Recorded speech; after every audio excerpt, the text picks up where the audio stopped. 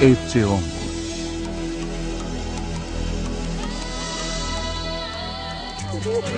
Distribuição Sinapse.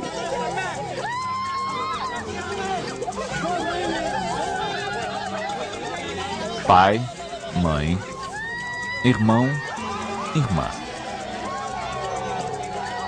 Essas palavras despertam uma cadeia de emoções e lembranças e estão ligadas com as nossas raízes mais íntimas e profundas.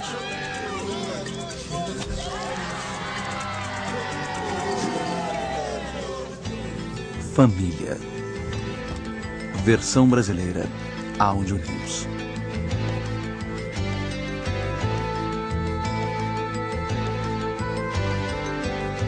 A família é o berço onde vivemos a infância e começamos a vida. Ela pode ter sido grande ou pequena. Pode ter compreendido só os pais ou incluído avós e tios. Mas a família é sempre o palco dos momentos mais marcantes da vida de uma pessoa.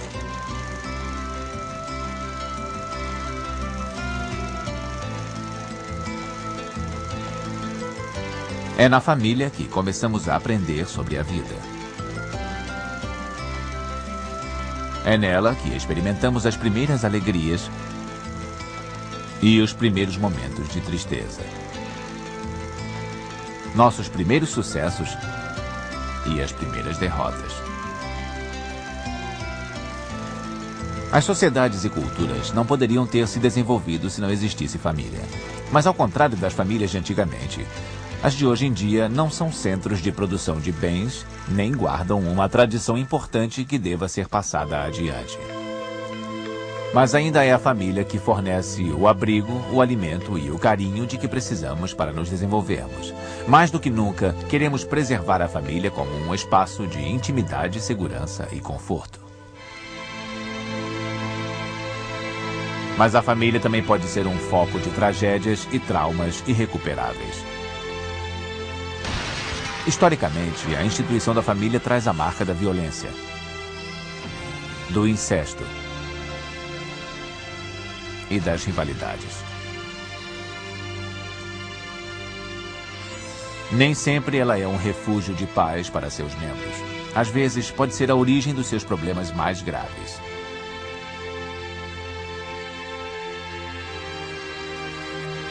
Ao longo dos séculos, a família passou por transformações radicais, principalmente nos anos mais recentes.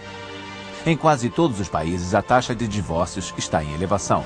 Famílias comandadas por apenas um dos pais são cada vez mais comuns. Há um número cada vez maior de famílias reorganizadas e casais de homossexuais estão lutando pelo direito à adoção. As mulheres brigaram pelo direito ao aborto e, paralelamente, pelo direito à inseminação artificial.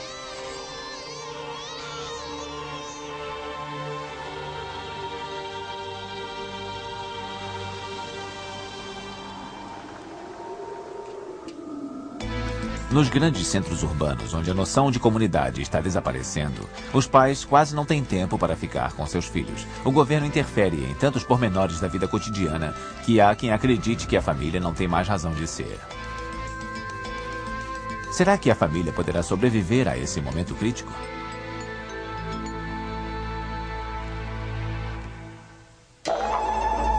E assim surgiu a família.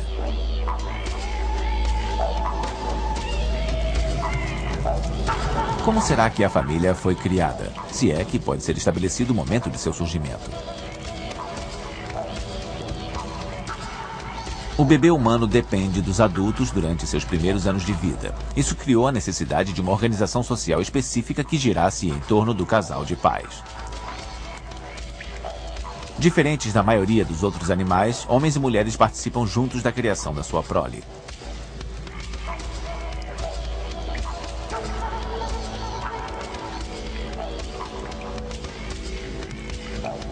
Mas as diferenças entre os papéis de um e de outro devem ter aparecido desde os primórdios da humanidade.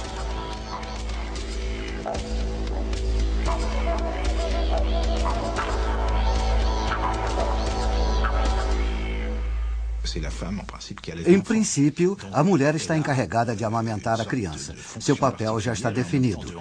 Mas ela também está numa posição de desvantagem. Pode coletar frutos ou cultivar a terra sem problemas. Mas caçar já é outra história. Podemos imaginar que é nesse ponto que se inicia a divisão de papéis femininos e masculinos. Os homens saíam para caçar e as mulheres ficavam em casa. Nas sociedades primitivas, existia uma interdependência entre homens e mulheres. Nem sempre a caçada era bem sucedida.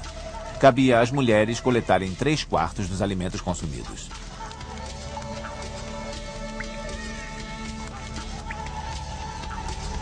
Isso prova que as famílias com renda combinada existem desde a pré-história.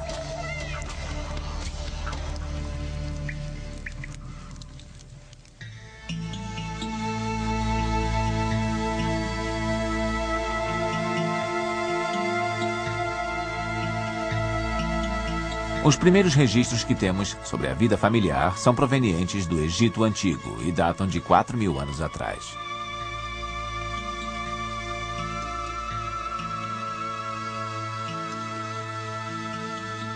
Os egípcios se organizavam em pequenas famílias. Nossa noção de família envolve muita gente, como tios, primos e outros parentes. Mas, basicamente, a família egípcia era a nossa família nuclear, formada pelo casal e por seus filhos. Às vezes, o grupo podia acolher uma mãe ou avó, um outro parente solitário ou uma irmã solteira vivendo na mesma família. Mas a base era igual à nossa. O casamento se oficializava quando a mulher entrava na casa do marido.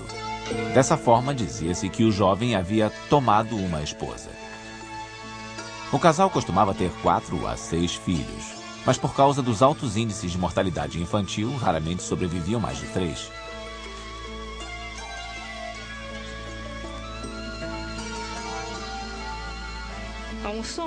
Os egípcios eram muito ligados a seus filhos, não importando a idade deles. Podemos ver representações desses laços de família nas obras de arte. Há imagens de crianças em torno dos pais e eram elas que mais tarde garantiam os ritos funerários deles. Há obras de arte impressionantes nesse sentido. Akhenaton e sua esposa Nefertiti tiveram 6 filhas. Todas elas aparecem no colo dos pais nas esculturas. E há até a imagem de uma pequenina agarrada ao brinco da mãe. É uma cena comovente que nos ajuda a compreender como era a vida em família dos egípcios.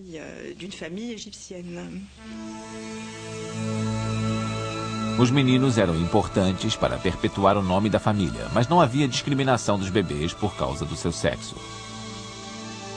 A mulher era responsável pela educação das crianças pequenas.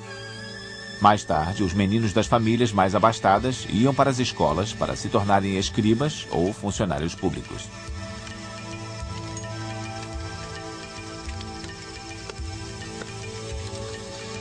Outros se tornavam aprendizes do pai ou de um tio para aprenderem um ofício. Mas a imensa maioria ia trabalhar no campo como lavradores, como seus pais.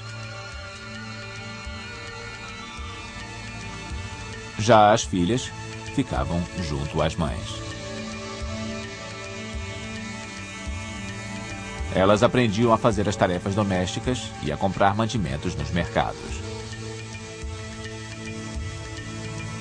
Entre os egípcios, as mulheres não tinham o mesmo status que os homens, mas gozavam de direitos legais.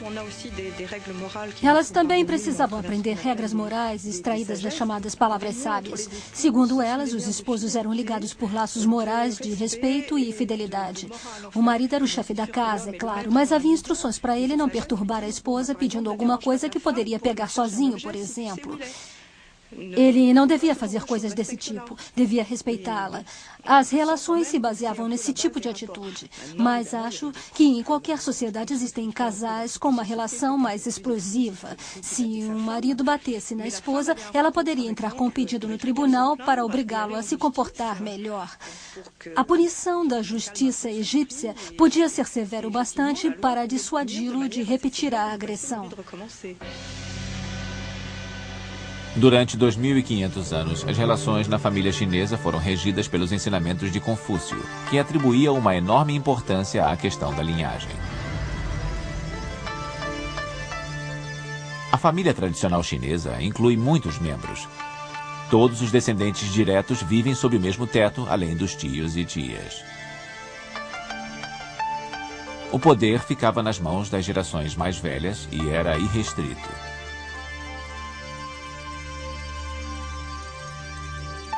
Desde muito cedo, os meninos aprendiam a ser dominadores e as meninas aprendiam a ser humildes e subservientes. Quando uma moça se casava, esperava-se que ela desse um herdeiro do sexo masculino ao marido. Se ela falhava nessa empreitada, o marido tomava uma segunda esposa ou uma concubina. Os chineses agiam segundo os dizeres de Confúcio de que o homem está para a mulher, assim como o sol está para a lua. Ele deve liderar e ela deve segui-lo para que exista harmonia.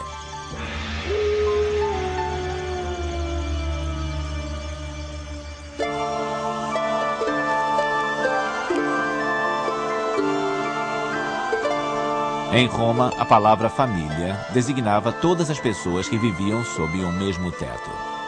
Isso incluía pais e filhos, é claro, mas também os servos e as concubinas do chefe da casa.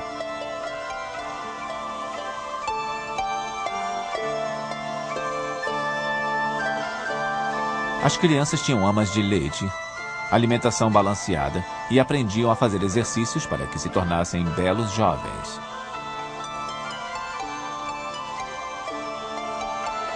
O pai tinha todos os direitos, inclusive o poder de decidir sobre a vida e a morte de seus filhos. O infanticídio não significava necessariamente o massacre de crianças, mas os pais podiam abandoná-las. Se alguém não podia ou não queria mais sustentar um filho, podia simplesmente abandoná-lo.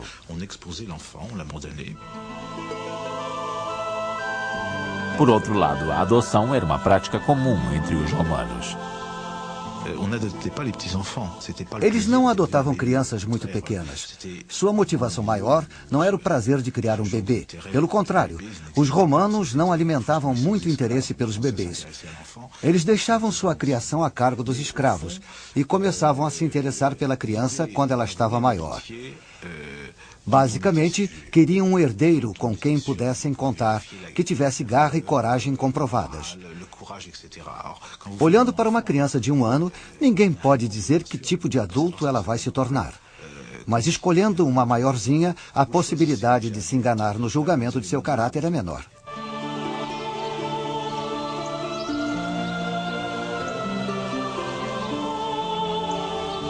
Em Roma, os filhos eram o bem mais precioso de seu pai. Eles levavam os meninos a todos os lugares, ao fórum, ao senado e aos banquetes, iniciando-os na participação na vida cívica. A função de pai e mestre, pater et magister, se acumulava numa mesma pessoa, que era responsável pela educação e pela disciplina do menino. O pai tinha a mais nobre das tarefas, ensinar seu filho a ter coragem moral e física para defender o nome da família e a honra de Roma.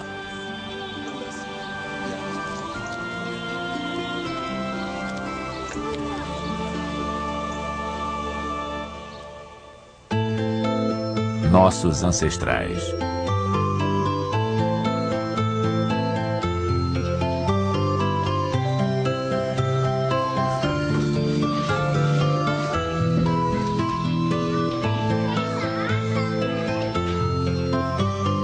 Na nossa imaginação, as famílias medievais eram sempre agitadas, com muitos filhos dividindo a mesma casa com seus pais e avós.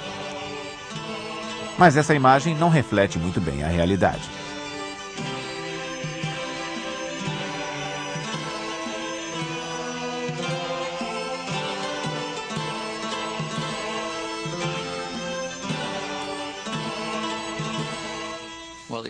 Considerando o número de gerações que viviam sob o mesmo teto, podemos dizer que uma residência de nobres medievais era movimentada e não havia apenas um casal e seus filhos morando nos castelos. Mas a situação era diferente entre a população mais pobre. Os estudiosos já descobriram que entre os plebeus na Europa, a existência da família nuclear com apenas um casal e seus filhos morando na mesma casa remonta ao século VIII. A história mostra que quando o Estado enfraquece, as famílias tendem a se fortalecer. Na Idade Média, uma família inteira não hesitaria em se envolver numa vingança contra uma ofensa cometida a um de seus membros. As famílias precisavam se proteger sozinhas e os conflitos eram necessários para solucionar desavenças. Temos um exemplo acontecido na cidade de Ghent no século XIV. 2 irmãos tiveram um terceiro raptado e saíram no encalço não do sequestrador, mas de alguém que fosse de sua família. Quando acharam um sujeito com o mesmo sobrenome, eles o mutilaram, pensando que fosse um parente do raptor. Quando o tribunal local provou que o sujeito não era da mesma família, embora tivesse o mesmo sobrenome, os agressores só precisaram pagar a ele uma indenização. Esse tipo de situação era considerado um erro desculpável. A Idade Média foi a época das vendetas e também de guerras, surtos de fome e epidemias. A família estava exposta a ameaças constantes.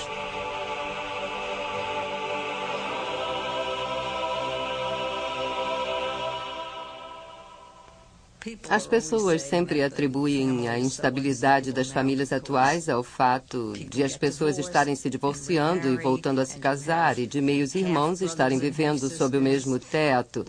Essa mesma situação era muito comum no passado, mas por um motivo diferente do divórcio: a morte de um dos cônjuges.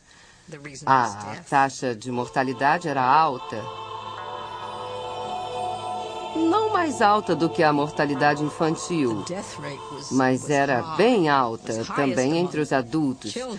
Era muito comum que os casamentos terminassem depois de 7 ou 10 anos por causa da morte de uma das partes. E o viúvo ou viúva frequentemente voltava a se casar, acolhendo filhos de outras uniões, como acontece hoje. Temos muitos exemplos disso nos contos de fadas. Na era pré-industrial, as famílias geralmente habitavam um único cômodo. Tudo acontecia no mesmo espaço: as refeições, o trabalho e o repouso. Os servos faziam parte da família, ajudando com as tarefas domésticas e cuidando das crianças.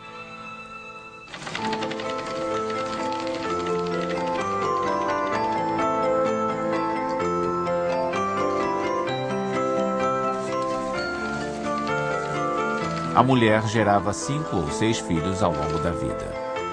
Desses, apenas a metade chegaria à idade adulta.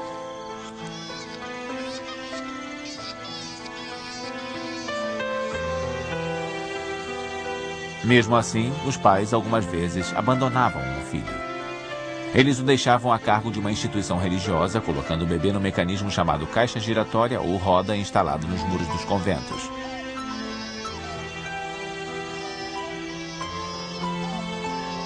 Os pais que abandonavam seus filhos não faziam isso por crueldade.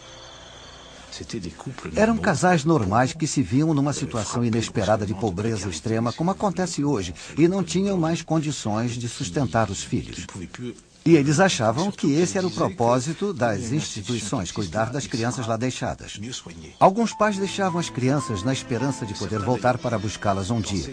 Costumavam deixar um bilhete junto a ela, ou uma marca de identificação. Mas a taxa de mortalidade era altíssima. Em Paris, 90% dessas crianças morriam em menos de um ano. Esse quadro pode dar a impressão de que na era medieval os pais não se importavam com seus filhos. Mas talvez mostre simplesmente que as condições de vida deles e seus costumes eram diferentes dos nossos.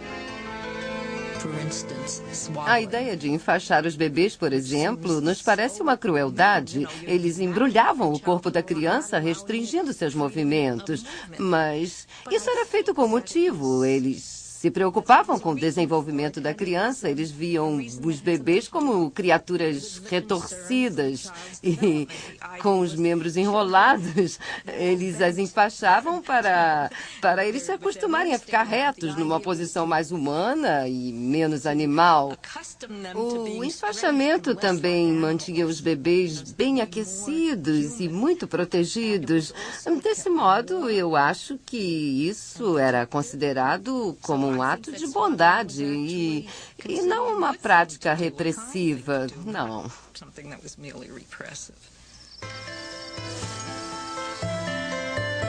Até a Revolução Industrial, cada família era um pequeno núcleo de produção.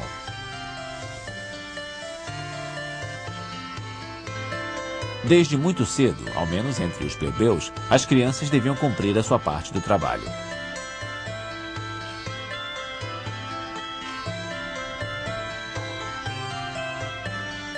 Quando chegavam à adolescência, a maioria ia trabalhar na casa ou nos campos de outra família, mesmo que a sua também fosse precisar contratar servos. Essa prática de troca de adolescentes era comum mesmo nas famílias mais humildes. Os jovens não podiam formar a sua própria família até juntarem o dinheiro para comprar suas próprias terras. Em geral, isso os obrigava a esperar até depois dos 25 anos. A industrialização da Europa se deu no século XIX e os lavradores migraram para as cidades em busca de liberdade e trabalho. Dessa época em diante, os jovens começaram a se casar mais cedo. Mas as condições de vida eram precárias. As famílias de operários se espremiam em cortiços insalubres, em sótãos e porões. Elas viviam num mundo barulhento, imundo e mal cheiroso. Nas cidades, o esgoto corria a céu aberto, a água era poluída e não havia banhos públicos. Os problemas de saúde pública eram enormes. Em 1852, em Liverpool, a expectativa de vida dos operários da indústria têxtil girava entre os 17 e os 35 anos. Em Manchester, metade dos filhos dos operários não passava dos 5 anos de vida. Dentre todas as transformações sofridas pela família nesse período, a mais importante foi, sem dúvida, a mudança radical no seu papel. A casa não era mais o local onde o trabalho era realizado. Para os mais pobres havia as fábricas e para os outros havia as oficinas e as lojas. Então, qual seria a função da família, da casa? O foco de atenção passou para questões que pareciam invisíveis anteriormente. Eu não acredito que elas não existissem, mas apenas não eram levadas em conta. Só que quando as pessoas passaram a sair de casa para trabalhar e voltar a ela, a casa se transformou num lugar para estar em contato com as pessoas de quem se gostava. Pessoas com quem se tinha uma ligação emocional e um lugar para descansar. E foram esses os aspectos cuja importância cresceu. Os conceitos de lar docilar e de o lar é onde está o seu coração só apareceram a partir daí. São conceitos bem recentes. A ideia de família que temos atualmente só se formou no século XX. Depois da Segunda Guerra, aconteceu um fenômeno demográfico sem precedentes na história. O chamado Baby Boom.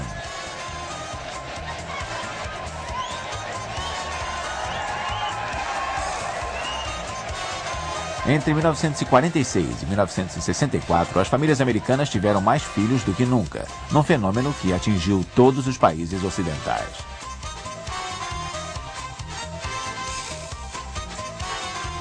Na França e nos Estados Unidos, a taxa de natalidade aumentou, mas foi o Canadá que bateu todos os recordes. No auge da onda de nascimentos, cada mãe tinha, em média, 4 filhos. Em 1996, os filhos dessa geração correspondiam a 33% da população.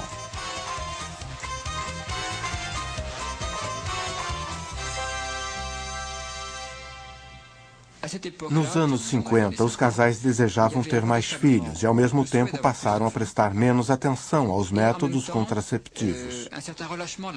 Quando questionados depois, muitos afirmaram ter tido filhos que não desejavam. Sendo assim, aconteceu um fenômeno duplo. Passou a haver mais filhos desejados pelos casais e mais filhos indesejados. E talvez isso tenha acontecido em parte por causa da euforia do pós-guerra.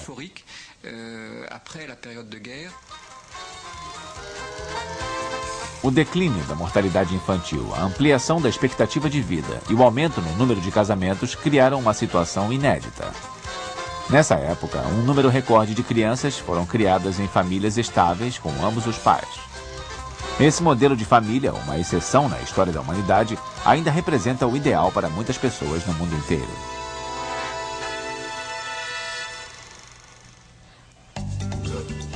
Países diferentes, costumes diferentes. Eu tive 12 filhos. 6 garotos e 6 meninas. Edith, Ginette, Diane. Na minha família, temos 6 avós e 6 avós, contando com os meus e dos meus 3 meus-irmãos. Na nossa família, nós temos 2 filhos e mais a minha mãe Rosa, que é a avó dos meninos. São 21 netos. Sylvain, Martin, Pierre. Nós dividimos a mesma casa. Nossa família é unida. Não, nós moramos juntos. Nascemos na mesma família. Mas somos uma família. É. São 2 pares de gêmeos, um de gêmeos idênticos e outro não, vindo de 2 mães, que não são idênticas. Eu tenho pai e mãe, mas eles não moram na mesma casa. Desde que Charles chegou, somos uma família. As famílias atuais têm mais de uma cara e elas estão em constante mutação. Olivier e Felipe. Não sei se estou esquecendo alguém. Somos uma família. Todas essas pessoas formam famílias, cada qual à sua maneira. Mas qual é o verdadeiro sentido de uma família?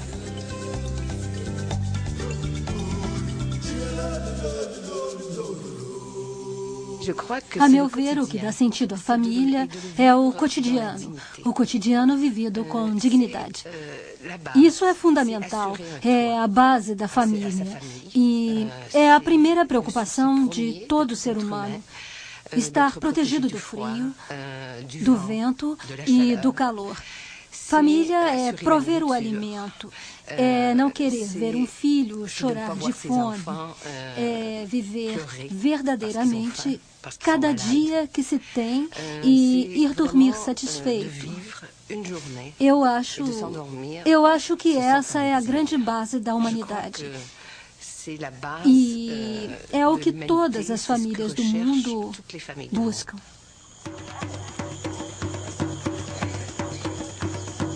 Em alguns lugares da África, a paternidade é assumida por grupos de pessoas. A mãe, as irmãs dela e todas as mulheres da mesma idade cuidam do seu filho.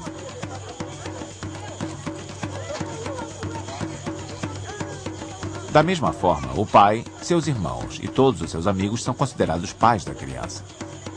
Nas famílias de casamentos polígamos, muitas vezes ninguém sabe dizer ao certo quantos membros compõem a unidade familiar. Eu perguntei às mulheres quantos filhos elas tinham e nenhuma sabia dizer.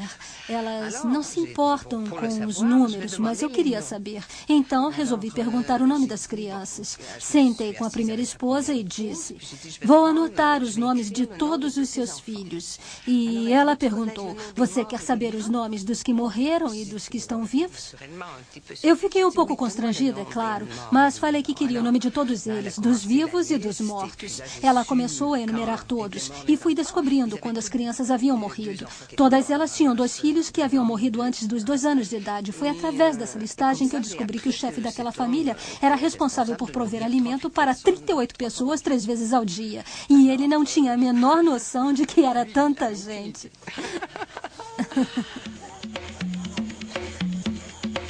Achava-se que a urbanização, a educação, a conversão ao cristianismo e a inserção na nova ordem mundial mudariam o modelo de família africano baseado na poligamia. Mas ele sofreu apenas uma adaptação. Há chefes de família que continuam tendo mais autoridade do que o Estado.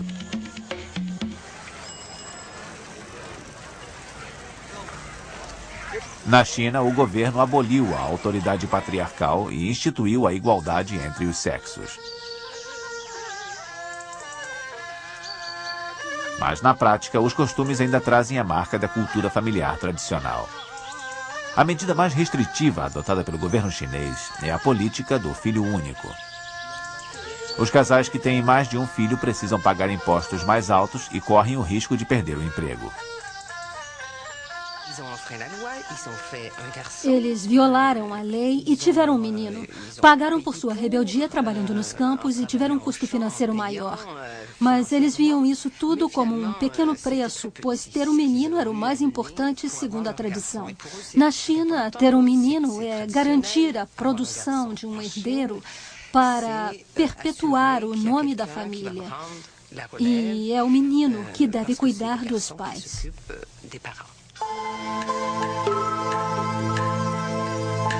A política do filho único levou graves consequências ao povo chinês.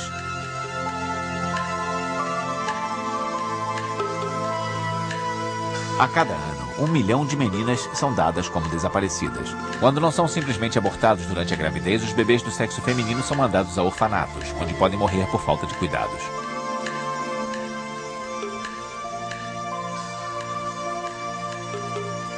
O desequilíbrio demográfico é absurdo.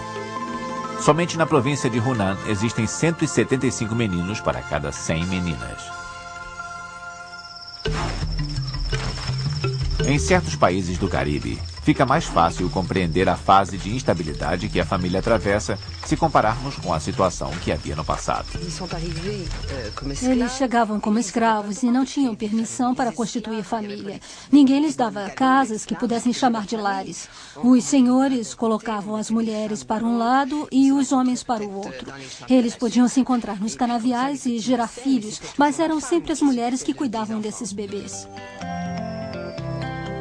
Hoje não há mais escravidão, mas muitas mulheres se veem sozinhas na tarefa de criar filhos que tiveram de diversos homens diferentes.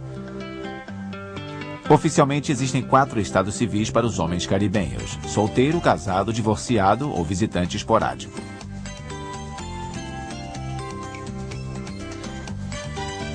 No Brasil, assim como na maioria dos países da América Latina, os homens ainda são muito machistas. Eles se consideram os chefes da família e esperam ser tratados desta maneira. As mulheres, pouco a pouco, vêm conquistando seu espaço, mas na maioria das vezes são as únicas responsáveis pela criação dos filhos e ainda recebem salários menores do que os homens.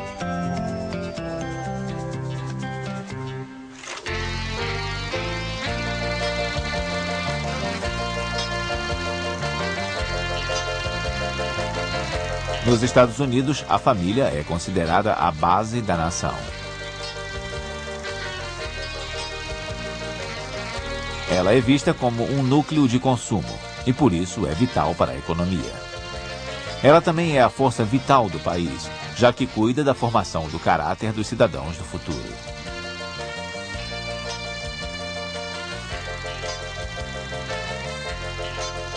Mas, nas últimas décadas, a sociedade americana foi abalada nas suas fundações.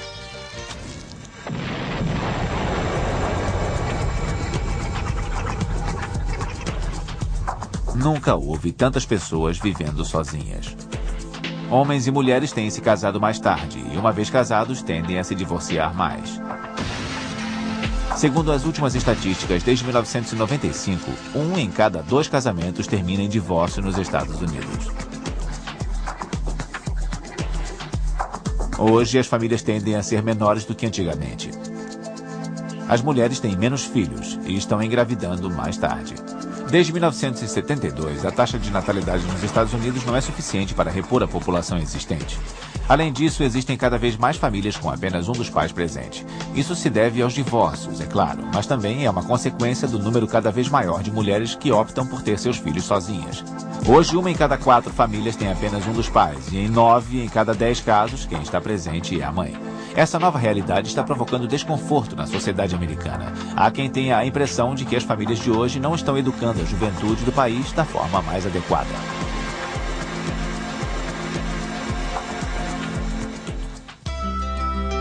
A família em crise.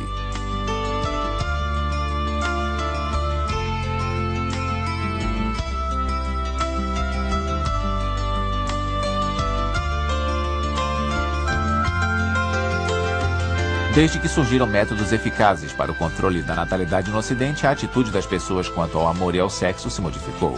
As pessoas passaram a fazer uma distinção entre sexualidade e reprodução.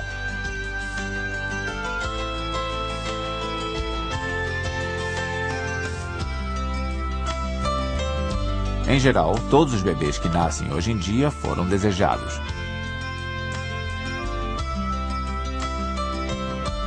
Mas se ter filhos não faz mais parte da ordem inevitável das coisas, a questão é: de onde vem o desejo de ter filhos?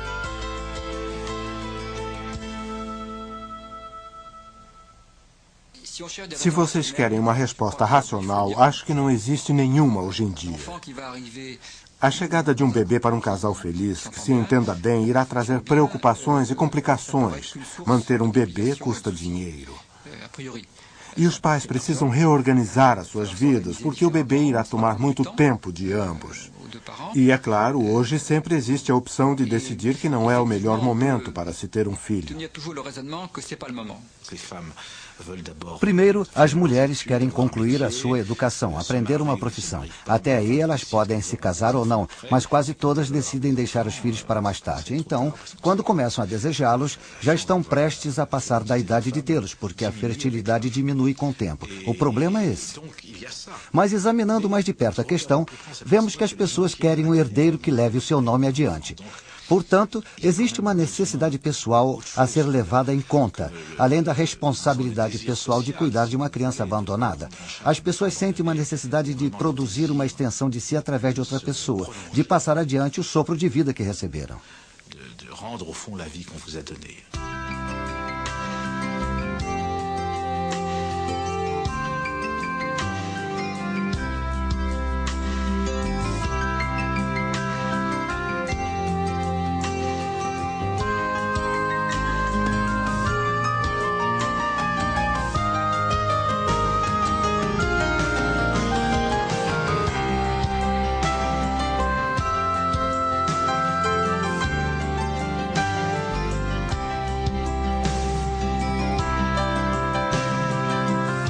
Certos casais desejam tanto ter um filho que recorrem à inseminação artificial.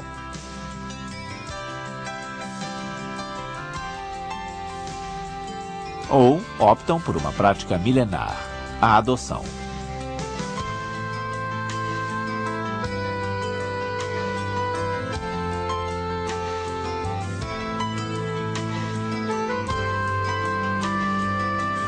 Nos últimos anos, os valores familiares dos ocidentais mudaram completamente.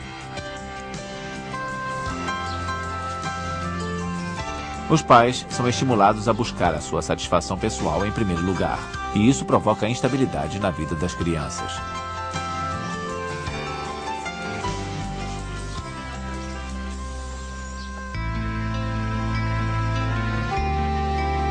No passado, os filhos reclamavam que o pai trabalhava o tempo todo, só estava presente na hora das refeições e que não os compreendia.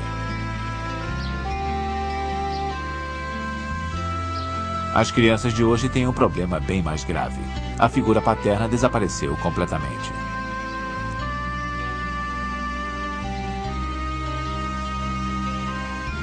Quando um casal se separa, o pai precisa redefinir a sua relação com os filhos. Certos pais, ao ver a autoridade ser passada à figura materna, rompem os laços com os filhos, fugindo assim de suas responsabilidades.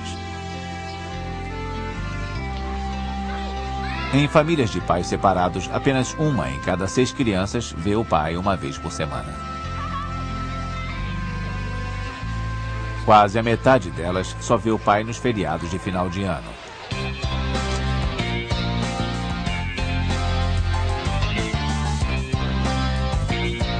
Nos anos 70, dizia-se que era preferível uma criança enfrentar a separação dos pais a assistir às brigas entre eles. As pessoas achavam que os filhos de pais divorciados poderiam superar esse problema sem maiores traumas. Desde então, os acontecimentos têm mostrado uma realidade diferente.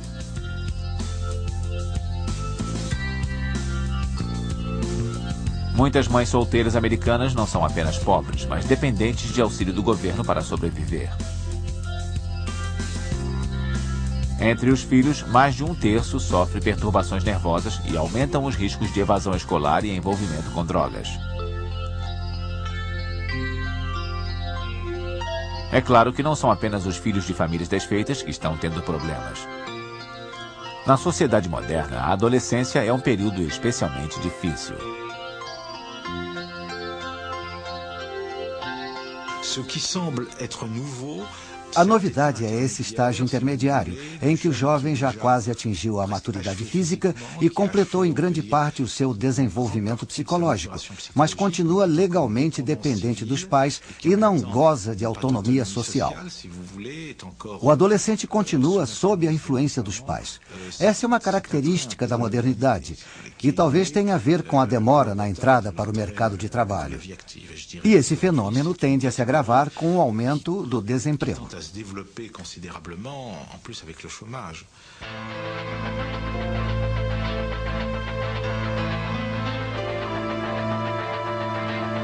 Os adolescentes fogem de controle, ficam cada vez mais violentos.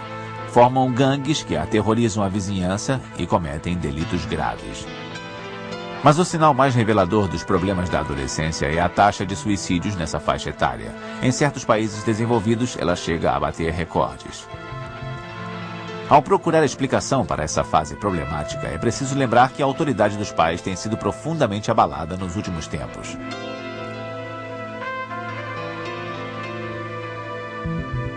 O abismo entre as gerações está cada vez mais profundo. Os jovens deixaram de ver os mais velhos como modelos de comportamento e, mais que isso, os idosos parecem abandonados por suas famílias. Embora a tragédia dos avós abandonados pela família nos asilos seja muito presente, precisamos tomar cuidado para não formar uma imagem idealizada do passado. Quantas mães idosas já não morreram antes do tempo porque alguém pôs veneno na sua sopa? Às vezes, elas eram consideradas um peso morto a ser carregado pela família, que devia ser eliminado. Acho que isso também contribui para o desejo de independência dos idosos. Alguns preferem viver em instituições pagas por eles mesmos, sem dependerem de ninguém. Mas isso também mostra um declínio do sentido de solidariedade entre as gerações.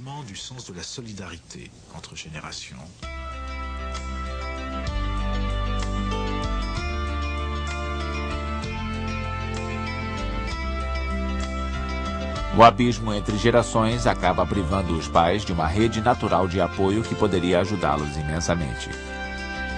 Ao mesmo tempo, os mais jovens têm se ressentido pela falta dessas relações especiais, carregadas dos valores e da sabedoria que constituem a grande riqueza da convivência familiar.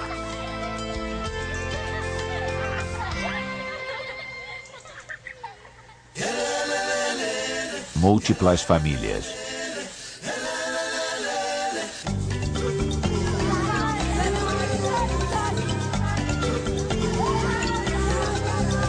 A família é uma instituição tão importante que ninguém consegue se manter indiferente ao seu destino. Os pessimistas temem que ela deixe de ser o casulo de segurança que prepara as crianças para a vida adulta. Os otimistas celebram a sua habilidade de se adaptar aos novos tempos. De qualquer maneira, teremos uma visão muito limitada se tentarmos avaliar os rumos da família com base apenas nas 2 gerações anteriores à nossa. A imagem que temos de família tradicional vem dos anos 50. Mas basta voltar um século no tempo para perceber que o modelo de família dos anos 50 foi único na história do homem.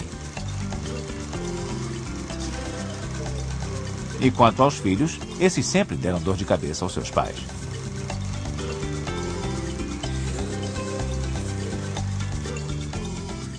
Fonte de problemas? Sim. E já se sabia bem que os adolescentes tendem a gerar mais problemas do que as crianças pequenas. E nós sabemos bem por quê. Adolescentes conseguem fazer coisas que as crianças não podem. Eles são mais fortes, podem beber, podem se meter em brincadeiras mais violentas e arrumar problemas com as garotas. Os pais sempre estiveram cientes de tudo isso e de que os adolescentes tendem a se ressentir do rigor com que eles são criados e tendem a se rebelar também. A rebeldia da juventude não é nenhuma novidade. Em todas as épocas, as pessoas dizem que os jovens são terríveis e que eles não respeitam os mais velhos. As pessoas diziam isso no século XII, e no século XVI e no século XIX. As pessoas dizem isso em todas as épocas. Também no caso das famílias com apenas um dos pais, a visão histórica nos dá uma perspectiva completamente diferente.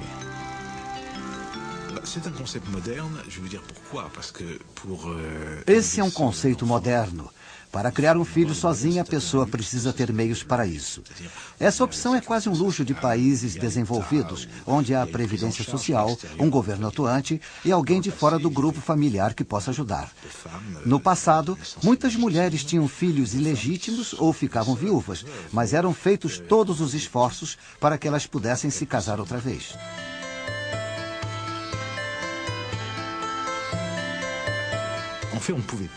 Na verdade, era impossível que as pessoas ficassem sozinhas com seus filhos. Se fosse um homem, ele precisaria de uma mulher para cuidar da casa e das questões que hoje em dia ficam a cargo das creches, jardins de infância, escolas e dos problemas que são assumidos por outras instituições. Se fosse uma mulher, ela não teria proteção suficiente para criar um filho sozinha. No Ocidente, o Estado assumiu parte dos encargos que antes cabiam à família. Embora já haja um número bastante grande, novas creches não param de aparecer e cada vez mais profissionais conquistam o direito à licença maternidade. Além do apoio do governo, a comunidade também oferece ajuda na forma de grupos de avós, por exemplo, que se oferecem para substituir as relações familiares verdadeiras.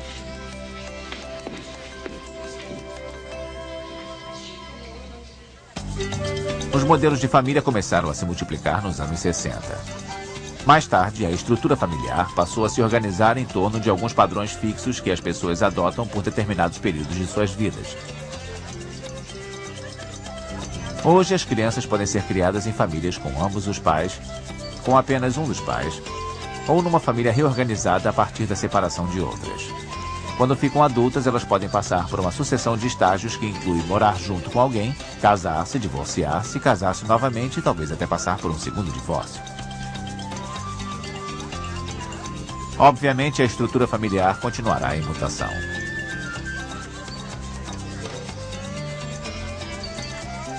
Considerando todos os aspectos, afeto e distanciamento, estabilidade e mudanças, presença de muitos pais ou de pais de menos, como poderíamos encontrar uma definição única para a família?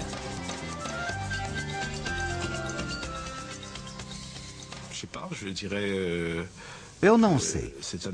Eu diria que é um espaço especial, privilegiado, onde criamos laços que não temos com ninguém mais. Sendo assim, é um refúgio das agruras do mundo, dos absurdos da vida.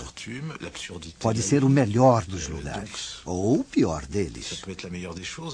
É uma trama de ódios, paixões, vinganças e lembranças que podem sempre despertar ressentimentos. É uma mistura do que há de melhor e de pior na essência da condição humana.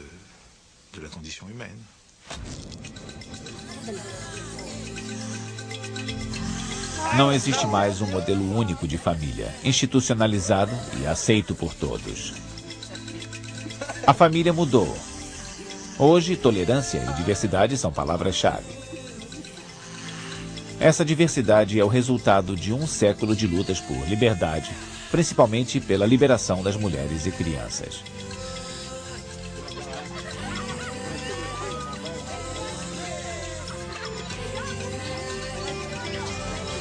Se examinarmos a fundo, veremos que a nova ética da família é baseada em valores muito semelhantes aos que regem a estrutura familiar desde o início dos tempos.